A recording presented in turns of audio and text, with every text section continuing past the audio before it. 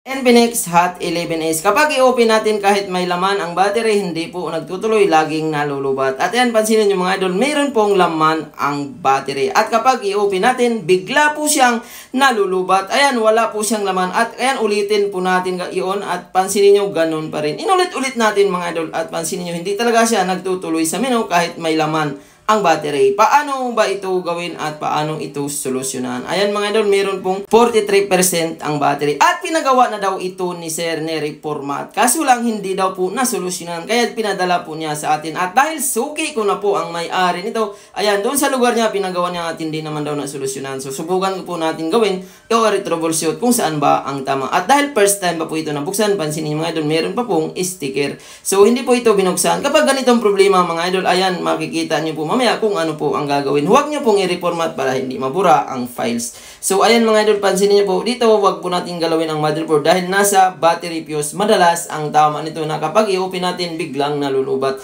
So tanggalin natin itong tape mga idol. So ayan, sana suportahan nyo ang video natin. Huwag kalimutan mag-follow, mag-like at mag-subscribe sa ating channel para lagi kayong updated sa mga bawat video na ina-upload natin at magkakuha kayo ng maraming idea or matuto kayong gumawa ng cellphone. Lalo na sa mga nagsisimula pang gumawa ng cellphone. At dito mga idol, hanapin agad natin yung pinaka battery fuse. Kasi yun po yung madalas ang cause kung bakit siya namamatay. So wala na siyang supply. Ang kailangan natin i-bypass mga idol. Tanggalin po natin gamit tayo ng tingga at soldering. So hinangin natin ang mga gilid-gilid para madali matanggal. So kung hindi nyo po alam ito gawin mga idol, huwag nyo na pong subukan. Baka lalo lang po masira. So, pwede nyo pong ilapit sa mga malalapit na pagawaan or pwede kayo mag-PM sa ating FB page, Julphone TV Official New Page. So magawan po natin ng paraan. At yan, next tip po natin gagawin, ayan, pagdugtungin lang po natin. So bypass po ang tawag dito. Kasi kapag nahuhulog yan mga idol, nadudurog po itong fuse na tinanggal ko. Kaya yun po yung cause kung bakit biglang nalulubat or biglang mamamatay. Or minsan naman nag-YouTube ka, nag-open ng data or wifi, bigla po siyang ma-off. At ayan, after po natin na bypass, ibalik lang po natin sa normal. So mabilis lang po ang paggawa natin dahil kabisado na natin gawin. At sa mga gustong magpaayos ng ganito, pwede kayong walk-in, Lalamove, Grab, LBC, GNT kapag malalayo via deliver. At kung malapit ka lang, pwede kayong mag-walk-in.